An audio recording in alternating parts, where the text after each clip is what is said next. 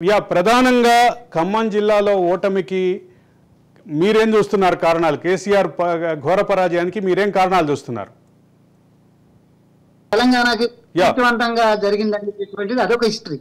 మరి ఇంత హిస్టరీ ఉన్నటువంటి ఖమ్మం జిల్లాలో ఘోర పరాజయం పొందడానికి కారణాలు చాలా బలమైనటువంటి కారణాలు ఇక్కడ ఉన్నాయనేటటువంటిది వాస్తవం. ఇక్కడ ప్రారంభంలో ఒక సీట్ గెలిచాడు అనేటటువంటి దాన్ని ఒక రకంగా చూడవచ్చు, ఆనాడు ఉన్నటువంటి ప్రభావంలో ఒక సీట్ గెలవచ్చు. కానీ తుమ్మల లాంటి ఒక బలమైన నాయకులు, తర్వాత మిగతా వాళ్ళు అందరూ కూడా అజయ్ కుమార్ లాంటి వాళ్ళు అందరూ టిఆర్ఎస్ లో చేరి అనేక ప్రతిష్టాత్మకమైనటువంటి పథకాలు అమలు చేసి అసలు చరిత్రలో నిలిచినటువంటి పథకాలు అమలు చేసినామని చెప్పిన తర్వాత ఖమ్మంలో పెద్ద బహిరంగ సభ పెట్టి అందరి సీఎంలను పిలిచి పెద్ద ఎత్తున ఇక్కడ పెట్టిన తర్వాత కూడా ఇంత ఘోర పరాజయానికి కారణం ఏమిటి అంటే, ఒక రకంగా ఉద్యమంలో ప్రధాన పాత్ర పోషించినటువంటి ఖమ్మం జిల్లాకి, ఉమ్మడి ఖమ్మం జిల్లాకి తీరని అన్యాయం జరిగింది. మొట్టమొదటిసారి ఇప్పటి వరకు పునాది రాయలేనటువంటి పోలవరం ప్రాజెక్టు కోసం 7 మండలాలు పోగొట్టుకున్నటువంటి జిల్లా ఖమ్మం జిల్లా. పోలవరంకు ఆలు లేదు, చూలు లేదు అక్కడ, కానీ 7 మండలాలు పోయి ఆంధ్రాలో కలిసినటువంటి వాస్తవం ఉంది.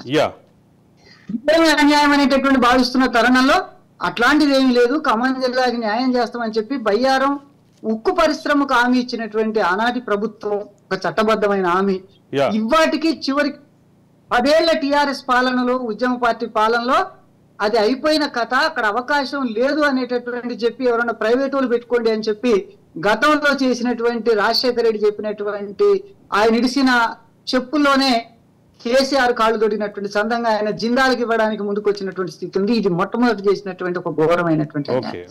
రెండవది, ఒక రకంగా ఖమ్మం జిల్లా ఏజెన్సీ ప్రాంతము, విశాలమైనటువంటి ఏజెన్సీ ప్రాంతం. ఇక్కడ భూములకు ఎట్లాంటి నీటి వసతి లేవు, భూములు సక్రమంగా లేవు. ఇట్లాంటి స్థితిలో ముఖ్యమంత్రి గారు 2016లో డైరెక్ట్ కేసీఆర్ గారు వచ్చి టేకులపల్లి రోళ్లపాడు చెరువులో సీతారామ ప్రాజెక్టుకు శంకుస్థాపన చేశారు. ఖమ్మం జిల్లాని సస్యశ్యామలం చేస్తాం, ఏజెన్సీ ప్రాంతంలో ప్రతి ఎకరానికి నీళ్ళు ఇస్తామని చెప్పి ఆనాడు బహిరంగంగా ముఖ్యమంత్రి గారు ప్రకటించారు. కానీ ఇవాటి వరకు ఎకరానికి కూడా ఖమ్మం ఏజెన్సీ ప్రాంతానికి, ఉమ్మడి ఖమ్మం జిల్లాలో ఉన్న ఏజెన్సీ ప్రాంతానికి ఎకరానికి కూడా నీళ్ళు రాలేదు. అదే సందర్భంలో ఐలే గారి సీతారామ ప్రాజెక్ట్ కి సంబంధించినటువంటి డిజైన్ గానీ, ఆ ప్రాజెక్ట్ డిపిఆర్ గానీ మనకు తెలిసి కేసీఆర్ అధికారంలోకి వచ్చిన తర్వాత 3 సార్లు మారింది.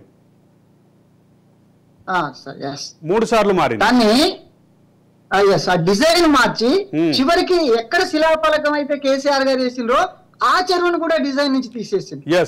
బయ్యారం చెరువును బ్యాలెన్సింగ్ రిజర్వాయర్ గా మారుస్తాం, దీన్ని కూడా బయ్యారం ఉక్కు పరిశ్రమకు నీళ్లు వస్తాయని చెప్పినటువంటి మాటలు ఏదైతున్నాయో బయ్యారం చెరువును డిజైన్ తీసేశారు. ఇంకా విచిత్రమైంది ఏంటంటే, ఒక ఏజెన్సీలో ఎప్పటి నుంచో ఉన్నటువంటి ప్రభుత్వ భూములు 1000 ఎకరాలు, నేను ఒక బయ్యారం గురించి చెప్తాను, 35,171 ఎకరాల ప్రభుత్వ భూమి గత 50 ఏళ్లుగా రెవెన్యూ రికార్డులో ప్రభుత్వ భూమిగా ఉన్నటువంటి దాన్ని కేసీఆర్ ప్రభుత్వం 2017 నవంబర్లో ఒక పాత జీవో పేరు చెప్పి దాన్ని ఫారెస్ట్ వాళ్ళకి ఇచ్చేసారు.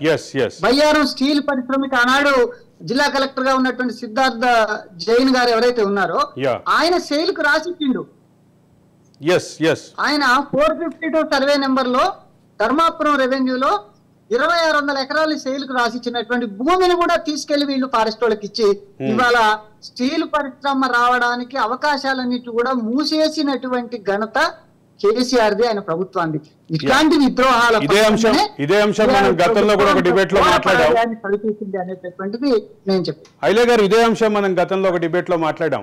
ఒక పక్క ఉన్న అవకాశాలని మూసేసుకుంటూ, ప్రభుత్వమే మూసేసుకుంటూ వచ్చి అక్కడ ప్రభుత్వ రంగంలో పరిశ్రమ సాధ్యం కాదు కాబట్టి పక్కనున్నటువంటి జిల్లాలో పెట్టాలి పరిశ్రమ, దీనికి సరౌండింగ్ జిల్లాలో ఉన్నటువంటి పరిశ్రమ పెట్టాలి అని గతంలో 2004లో అధికారంలోకి వచ్చినటువంటి వైఎస్ రాజశేఖర రెడ్డి ఏదైతే చేశారో అదే ఐడియాని ఇంప్లిమెంట్ చేసినటువంటి పరిస్థితి. ఇక మరొక అంశం, సరే బయ్యారం ఉక్కుకు సంబంధించినటువంటి అంశం అట్లాగే ఉంది. అయితే మరొక కీలకమైన అంశం సింగరేణి ఎంప్లాయీస్ పట్ల అవలంబించినటువంటి వైఖరి, సింగరేణి కార్మికుల పట్ల అవలంబించినటువంటి వైఖరి. ఈరోజు సింగరేణి జిల్లాలో, సింగరేణి నియోజకవర్గాల్లో ఒక నియోజకవర్గం 3వ స్థానంలో వచ్చింది, అక్కడ డిపాజిట్ కూడా రాని పరిస్థితి బీఆర్ఎస్కు ఉందని అంటున్నారు. దీన్ని ఎట్లా చూడాలి? సింగరేణి పట్ల ప్రభుత్వ వైఖరి. ఒక రకంగా బయ్యారం స్టీల్ విషయంలో, సింగరేణి విషయంలో ఒక రకంగా మొత్తము ముందు చెప్పింది ఒకటి, తర్వాత మోసం చేసి ప్రజలెవరు కూడా నమ్మని స్థితి వచ్చిందండి. Yeah. సింగరేణి ఎన్నికల్లో కేసీఆర్ గారు కూతురే యూనియన్ ప్రెసిడెంట్ గా ఆమె ఉండి Yeah. ఆడ బొగ్గుగని కార్మిక సంఘం వాళ్ళ సింగరేణి బొగ్గుగని కార్మిక సంఘానికి అధ్యక్షురాలుగా ఉండి ఆమె గెలిచి ఇవన్నీ కూడా చేసినటువంటి స్థితి ఉన్నది. Yeah. చివరికి ఆ యూనియన్ కూడా రద్దు చేసుకొని ఎన్నికల్లో కూడా పోటీ చేయలేనటువంటి స్థితి వచ్చింది. ఎందుకంటే సింగరేణి కార్మికులు ఆ విద్రోహాన్ని సహించే పరిస్థితిలో లేరు కాబట్టి దాన్ని వెనక్కి వచ్చిండ్రు. Yeah. మొత్తం సింగరేణిని మొత్తం నాశనం చేసింది టీఆర్ఎస్ ప్రభుత్వం అండి. ఎక్కడి నుంచో దక్షిణాఫ్రికా నుంచి బొగ్గు తెచ్చుకోవడానికి అన్నిటికీ ఇచ్చి